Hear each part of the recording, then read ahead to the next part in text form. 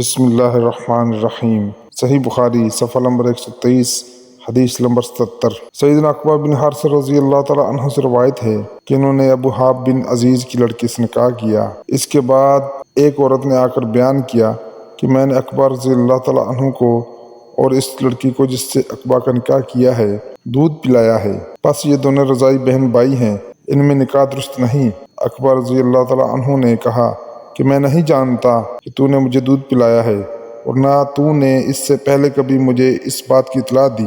پھر عقبہ مکہ سے سوار ہو کر رسول اللہ صلی اللہ علیہ وآلہ وسلم کے پاس مدینے گئے اور آپ صلی اللہ علیہ وآلہ وسلم سے یہ مسئلہ پوچھا تو رسول اللہ صلی اللہ علیہ وآلہ وسلم نے فرمایا، اب کس طرح سے تم اس سے ازدواجی تعلق قائم رکھو گے؟ حالانکہ یہ جو بیان کیا گیا ہے اس سے حرمت کا شبہ پیدا ہوتا ہے۔ پس عقبہ رضی اللہ تعالیٰ عنہ نے اس عورت کو چھوڑ دیا اور اس نے دوسرے شخص سے نکاح کر لیا۔